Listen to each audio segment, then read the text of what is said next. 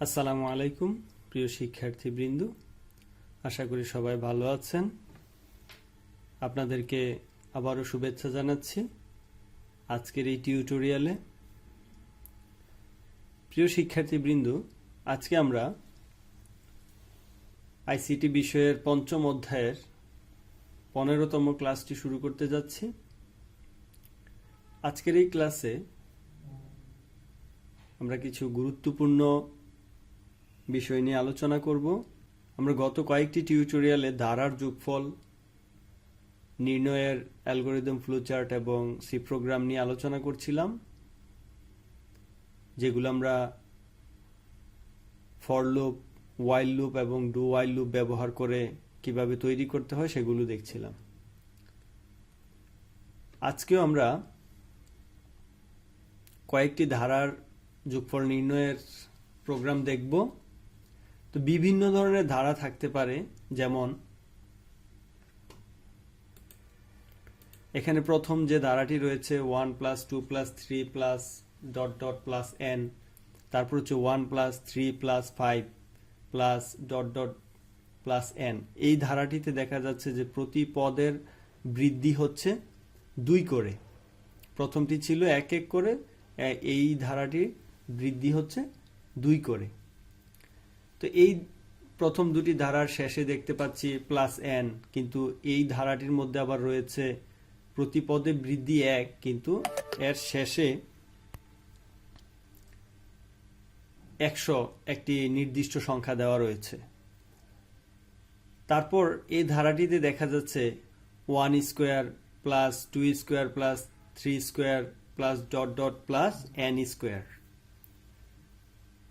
তো আমরা গত টিউটোরিয়ালগুলোতে এ পর্যন্ত জেনেছি যে 1 + 2 + 3 ডট ডট প্লাস n এই ধারাটির যোগফল নির্ণয় করার জন্য আমরা for loop, while loop, do while loop ব্যবহার করে দেখেছি। আজকে বাকি যে ধারাগুলো, এগুলো কিভাবে নির্ণয় করতে হয় সেটা আমরা দেখব। এই ধারাটির যোগফল নির্ণয় করতে গেলে দেখা যাচ্ছে যে প্রতি পদের বৃদ্ধি কিন্তু 2 করে, কিন্তু আমরা প্রতি পদে 1 করে বৃদ্ধি যে ধারাগুলো হয়ে থাকে সেগুলো দেখেছি। তো এটা কিভাবে করতে হয় সেটা আমরা দেখব। তো এর জন্য আমাদের সি প্রোগ্রামের বেসিক স্ট্রাকচার #include stdio.h, তারপর মেইন, তারপর আমাদেরকে সেকেন্ড ব্র্যাকেট দিয়ে ভেরিয়েবল ডিক্লেয়ার করতে হবে।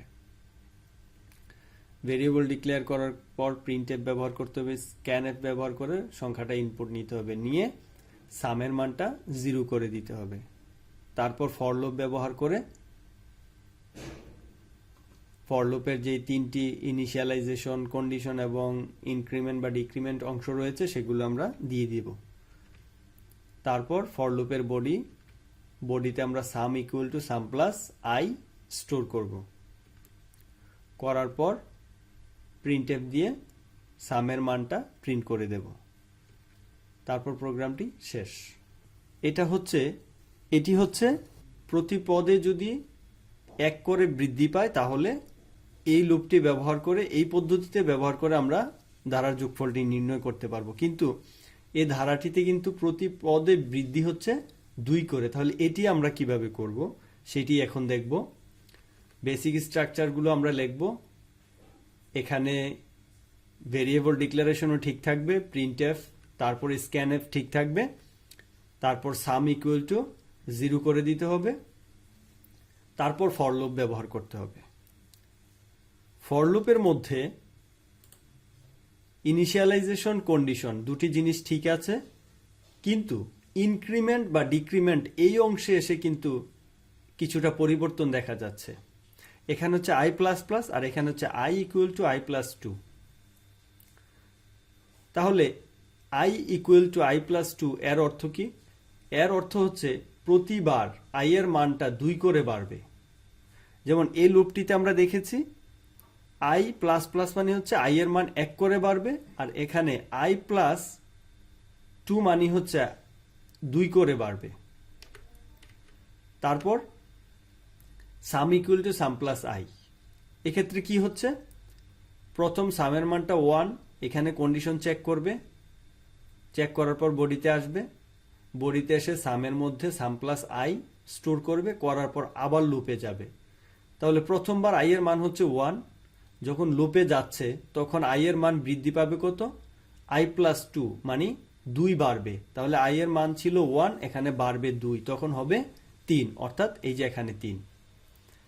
তারপর সেইখানে কন্ডিশন চেক করবে, কন্ডিশন চেক করে সত্য হবে, কারণ 3 n এর চেয়ে ছোট বা n এর সমান, n এর মানটা হতে পারে 10, 20 বা 50, 100 যাই হোক, তখন এটা যদি সত্য হয় তাহলে সে বডিতে আসবে এবং আবার সামের মধ্যে সাম প্লাস i স্টোর করবে। করার পর আবার লুপে যাবে, লুপে গিয়ে i এর মান এখন হচ্ছে 3, সে আবার এই i প্লাস 2 হবে, অর্থাৎ 3 এর সাথে আবার 2 যোগ হবে, তখন i এর মান হয়ে যাবে 5, অর্থাৎ এই যে এখানে 5। তো এইভাবে করে প্রত্যেকবার 2 করে i এর মান বৃদ্ধি পাবে, আর এই ধারাটি এইভাবে করেই যোগফল নির্ণয় করা হবে। তারপর প্রিন্টএফ দিয়ে the total some is equal to %d, তারপর সাম দিয়ে দিতে হবে এবং প্রোগ্রামটি শেষ। প্রিয় শিক্ষার্থীবৃন্দ, এইভাবে প্রতি পদের বৃদ্ধির জন্য যে পরিবর্তনটা আসবে সেটা হচ্ছে শুধু ইনক্রিমেন্ট বা ডিক্রিমেন্টে। খেয়াল করতে হবে প্রতি পদের বৃদ্ধি কত, সেই বৃদ্ধি অনুযায়ী কিন্তু এই ইনক্রিমেন্ট করতে হবে। আশা করি বুঝতে পেরেছেন। তারপর এই ধারাটির যোগফল নির্ণয়ের হোয়াইল লুপ ব্যবহার করে কিভাবে করতে হবে। তো আমরা যদি হোয়াইল লুপ ব্যবহার করে একটি প্রোগ্রাম তৈরি করি, আমরা জানি যে প্রথমে ইনিশিয়ালাইজেশন হয়ে যাবে, তারপর কন্ডিশন, কন্ডিশনের পরে হচ্ছে এক্সিকিউশন অর্থাৎ প্রসেসিং।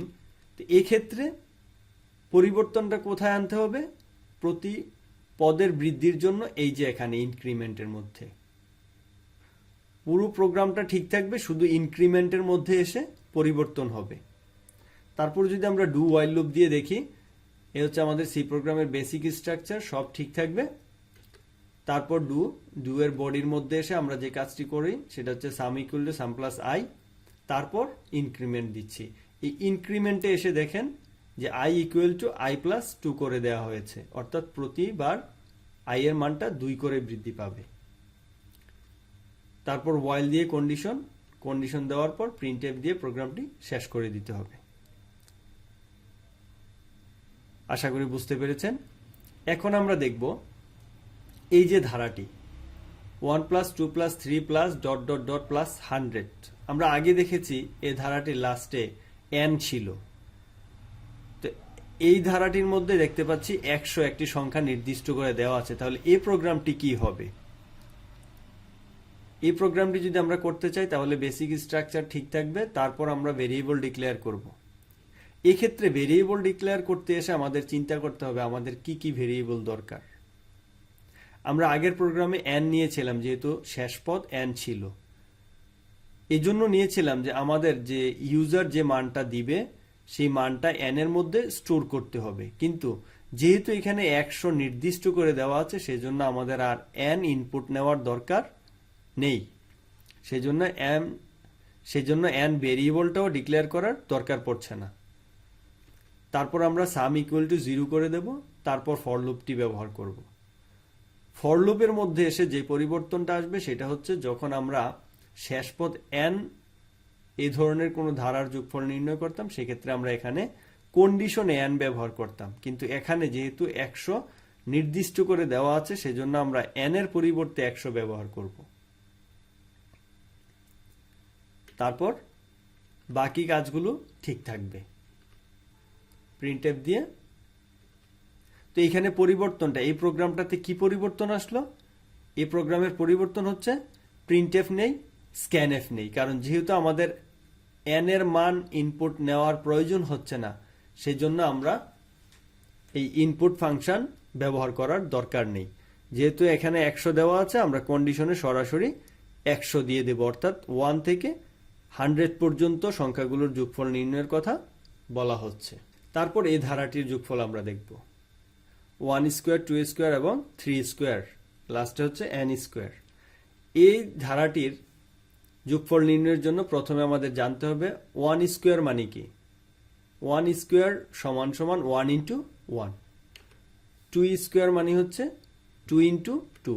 তো এটি যদি আমরা নির্ণয় করি, এর প্রোগ্রামটি basic structure hash include stdio dot ঠিক থাকবে, মেইন ঠিক থাকবে, সেকেন্ড ব্র্যাকেট দিয়ে আমাদের ভেরিয়েবল ডিক্লেয়ার করতে হবে। এখানে কিন্তু আবার আমাদের n ডিক্লেয়ার করতে হচ্ছে, কারণ যেহেতু শেষ পথ n।